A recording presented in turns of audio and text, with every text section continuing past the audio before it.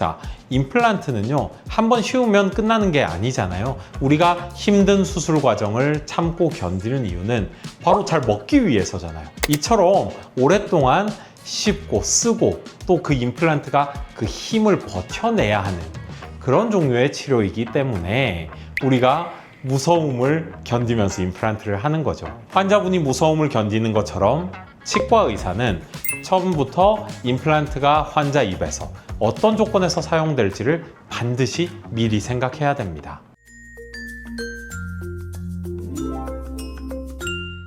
안녕하세요. 임플란트 요정 현준입니다. 저희가 임플란트 상담을 하고 환자분들 만나 뵐 때 좀 당황스러운 순간들이 있습니다. 예를 들어 10개 정도 임플란트를 식립을 했을 때 어쩌다가 1개 정도가 임플란트가 실패해서 빠지는 경우 정말 당혹스럽거든요. 그럴 때 이제 환자분들 말씀하시죠. 이거 뭐야? 수술을 잘못해서 생기는 거 아니야? 의사 손이 나빠서 그런 거 아니야? 자, 물론 수술이 중요한 거 맞습니다. 그런데 제가 오랜 경험으로 시술을 해보니까요, 임플란트 실패의 상당수는요, 수술 과정도 과정이지만 그 이전 단계에서도 시작되는 경우가 많은 것 같아요.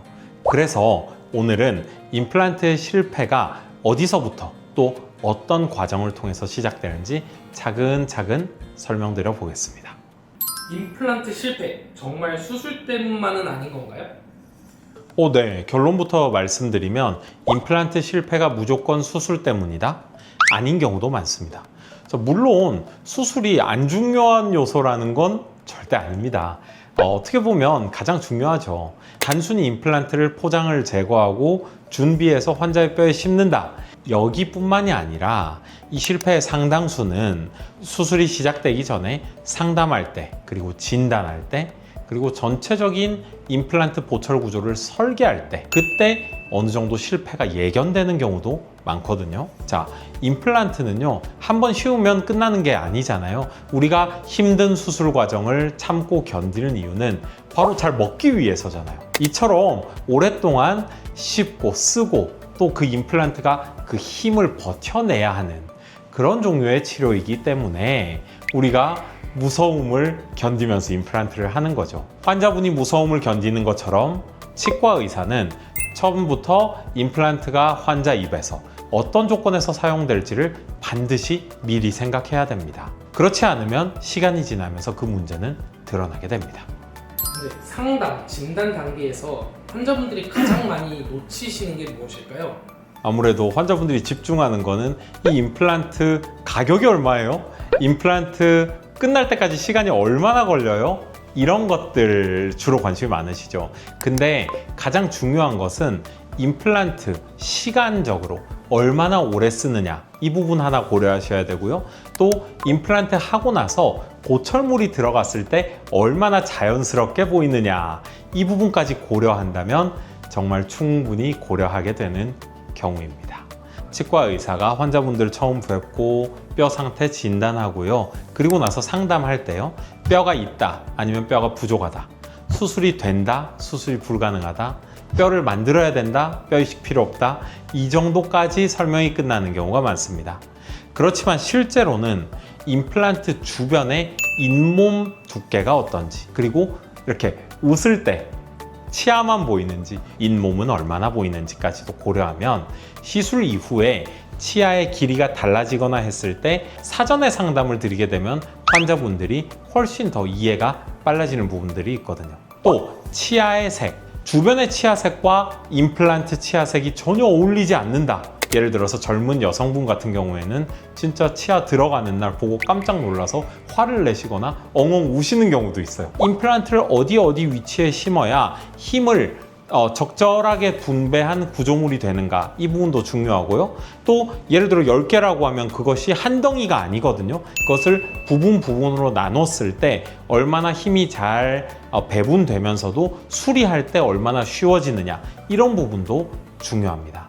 또 만일에 치아가 하나도 없으면 어떻게 될까요? 그럴 때는요, 임플란트를 너무 안쪽으로 들여 심게 되면 임플란트를 심고 나서 치아가 저 안쪽에 있어서 이 측면에서 봤을 때 입이 합죽하게 들어가게 되죠. 그리고 임플란트를 너무 돌출되게 뻗어지게 심으면 갑자기 입이 툭 튀어나와 보이면서 붕어처럼 보일 수도 있겠죠. 이것처럼 시술 전에 환자의 정중선 그리고 측면에서의 이 입의 돌출도 이런 부분들을 함께 고려를 해야 됩니다. 쉽게 말하자면 환자의 뼈의 상태나 밀도, 뼈의 양, 두께, 그리고 신경의 위치 이런 부분은 3차원 CT로 보게 되고요. 또 그거 아세요? 환자분이 코의 정중선과 이 눈의 수평선이 수직으로 만나지 않고 약간 눈이 한쪽으로 들린 이런 애매한 경우도 있어요.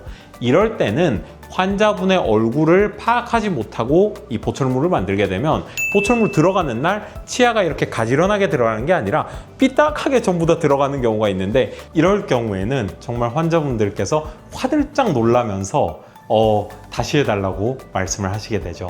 이때 필요한 게 바로 안면 스캐너입니다. 최근에는 안면 스캐너를 활용하는 기술이 있기 때문에 환자분의 얼굴의 눈의 각도 그리고 코의 각도를 보면서 또 환자분의 측면까지도 이 디지털로 스캔해서 컴퓨터 위에 올려놓고 치아를 만들 수가 있거든요. 이렇게 만들어진 보철물, 아무래도 그냥 상상으로 만들어진 보철물보다는 훨씬 자연스럽겠죠? 원장님은 임플란트 설계를 어떻게 보고 결정하시나요? 작은 케이스 같은 경우에는 그 치아 하나가 인접치와 잘 어우러지는지 색상, 형태 이런 것들을 고려해서 임플란트를 식립할 때부터 처음부터 각도나 깊이를 고려하는 편이고요. 중요한 것은 앞니를 포함한 이 앞쪽 지역을 포함한 여러 개의 임플란트를 설계할 때가 제일 어렵습니다. 이때 가장 중요하게 보는 것은 환자분의 관상까지 봐야 된다는 것입니다. 그래서 이 환자분의 입, 코, 눈까지 함께 고려하고 그리고 임플란트를 심기 전에 반드시 환자분과 대화를 합니다. 수술 전부터 환자분이 스스로 이런 화두를 의사로부터 듣고 나서 내가 선택하게 한다면 추후에 당황하는 일도 없고 훨씬 내가 생각한, 기대한 대로 되니까 만족도도 높겠죠. 임플란트에 치아를 연결했을 때 교합력이 가해질 때 씹는 힘은 어떤 방향으로 가해지는지 그리고 잇몸에 무리가 생기지는 않는지 또 심미적으로는 잘 어우러지는지 다 함께 검토하게 됩니다. 자, 임플란트 실패는요 어느 날 갑자기 생기는 거 아닙니다. 대부분은요 그 설계자의 상담 그리고 진단 그리고 보철물 구조 설계에서 이미 결정되는 경우가 많다는 것입니다. 그래서 임플란트를 고민 중이신가요? 혹시 가격, 시간만 고려하시나요? 그 전에 어떤 기준으로 진단을 하고 또 설계를 하는지 또 미래의 보철물까지 바라볼 수 있는지 이런 것들을 잘 한번 들어보시고 확인한 다음에 결정하시기를 추천드릴게요. 자, 오늘 이 영상이 임플란트 하실 분들, 또 임플란트 실패가 두려우신 분들, 또 임플란트 실패를 겪으신 분들, 그런 분들에게 조금이라도 도움이 되었으면 좋겠습니다. 지금까지 임플란트 요정 현준 원장이었습니다. 감사합니다.